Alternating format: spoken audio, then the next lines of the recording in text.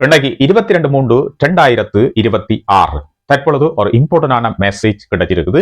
என்ன விஷயம்னு பாத்தீங்கன்னு சொன்னா, ஈரானுக்கு அமெரிக்கா ஒரு காலக்கெடுவை விதித்திருந்தது.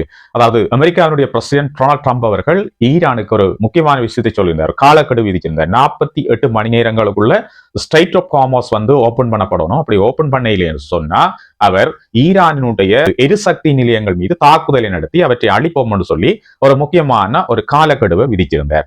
இந்த காலக்கெடுவினுடைய நேரம் அப்படியே குறைஞ்சோண்டு போகுது. இந்த டைம்ல இப்ப பாத்தீங்கன்னு சொன்னா ஐஆர்ஜிசி ஒரு முக்கியமான எச்சரிக்கையை விடுத்திருக்குது.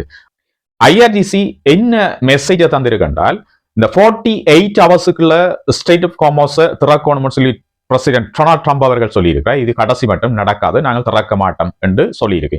அது மட்டும் இல்லாமல் தங்களுடைய, அதாவது ஈரானினுடைய எரிசக்தி நிலையங்கள் மீது தாக்குதலை நடத்தினால் அதற்கு பதில் தாக்குதல்களை ஈரான் நடத்தும் என்று சொல்லியிருக்கு. அப்ப எந்தெந்த இடங்கள்ல இந்த தாக்குதலை நடத்தும் சொல்லி அதுல குறிப்பிடப்பட்டிருக்குன்னு சொன்னா, வளைகுடா நாடுகள்ல அமெரிக்காவினுடைய மிலிட்டரி கேம்ப்ஸ் எந்தெந்த நாடுகள் இருக்கோ அந்தந்த நாடுகள்ல இருக்கிற எரிசக்தி நிலையங்கள் மீது தாக்குதல் நடத்தி அவை முற்றுமுழுதாக அழிக்கப்படும் என்று சொல்லியிருக்கு. இந்த வார்னிங்ல இன்னொரு விஷயத்தையும் ஐஆர்ஜிசி ஆட் பண்ணியிருக்கு. என்ன விஷயம்னு சொல்லி பாத்தீங்கன்னா, இந்த அமெரிக்காவினுடைய ராணுவ தளங்கள் இருக்கிற நாடுகள்ல இருக்கிற யுஎஸ்னுடைய ஏனைய தொழில் நிறுவனங்கள் கூட தாக்கி அழிக்கப்படும் என்று ஒரு விஷயத்தை சொல்லியிருக்கு. இது மட்டும் இல்லாமல் இந்த நாடுகளில் இருக்கிற எரிசக்தி நிலையங்கள் மீது தாக்குதலை நடத்துவது, அதாவது இந்த எரிசக்தி நிலையங்கள் மீதான தாக்குதலை ஒரு லாஃபுல் டார்கெட்ஸாக நிர்ணயிக்கப்படும். தொடர்ந்து இவை மீது தாக்குதல் நடத்தப்பட்டு இது முற்றுமுழுதாக அழிக்கப்படும் என்ற மாதிரியான ஒரு வார்னிங்கை வந்து கொடுத்திருக்கு. அது மட்டும் இல்லாமல் அதோட இன்னொரு விஷயத்தையும் சேர்த்திருக்கிறார்கள்.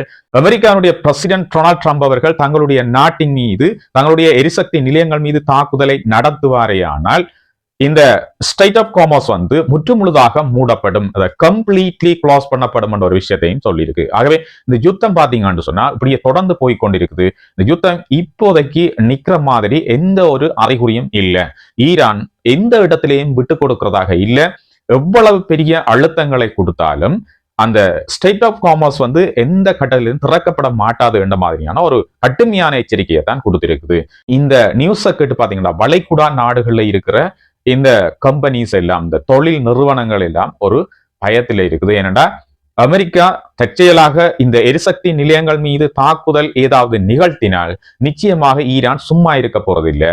ஈரான் திரும்ப என்ன செய்ய போதும்னா வளைகுடா நாடுகளில் இருக்கிற அமெரிக்காவினுடைய மிலிட்டரி பேசஸையும் அதே மாதிரி அமெரிக்காவுடைய கேம்ப்ஸ் இருக்கிற நாடுகளினுடைய எரிசக்தி நிலையங்களையும் முற்றுமுழுதாக தாக்கி அளிக்கும் என்ற விஷயத்தை சொல்லியிருக்கு. இப்ப ஈரான் சிம்பிளா சொல்லிட்டு விடும் என்று சொல்லி யாரும் எதிர்பார்க்க முடியாது. ஏன்னு சொன்னா ஈரான் மிக பல விஷயங்களை இப்ப தொடர்ந்து செய்து கொண்டு வருது. ஈரான் சொன்ன விஷயங்களை தொடர்ந்து செய்து கொண்டு வருது. ஈரானினுடைய இந்த ராக்கெட் லான்ச் பண்ற பவர்ன்றது இன்னும் குறையல. அது மட்டும் இல்லாமல் அவர்கள்ட்ட ஏராளமான இந்த ட்ரான்ஸ் வசதி வந்து இருக்குது. ஆகவே சிம்பிளா இந்த தாக்குதல்களை நிகழ்த்தலாம்னு சொல்லி இப்ப இந்த நாடுகள் எல்லாம் அஞ்சி கொண்டிருக்கு. ஆகவே இது இன்னும் ஒரு மிகப்பெரிய யுத்தத்தை நோக்கி தான் போய்கொண்டிருக்கு தவிர இது வந்து குறையிற பாடு இல்லை. அதே மாதிரி இன்னொரு விஷயம் பாத்தீங்கன்னா, முக்கியமான விஷயம், இஸ்ரேலுடைய பிரதமர் நெத்தன்யாகு என்ன செய்திருக்கிறார், உலக நாடுகள் எல்லாத்தையும் ஈரான் மீது தாக்குதலை நடத்துவதற்கு ஒன்று சேருமாறு ஒரு கோரிக்கையை விடுத்திருக்கிறார்.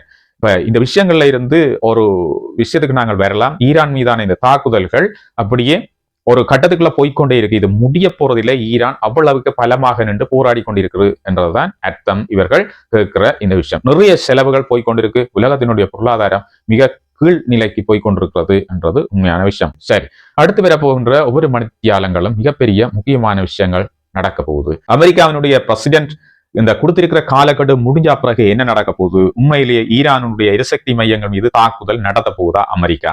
இப்படி தாக்குதலை நடத்தினால் ஈரான் சும்மா இருக்காது. ஈரான் என்ன செய்ய போகுது? மிகப்பெரிய கேள்விகளுக்கு மத்தியில தான் ஒவ்வொரு மணித்தியாலங்களும் இப்ப கடந்து கொண்டு போகுது. ஈரான் ஸ்டில் அமெரிக்காவினுடைய இந்த மும்முனை தாக்குதல்களினுடைய அப்டேட்ஸ் வந்து தொடர்ந்து புதிதாக வந்து கொண்டே இருக்கு.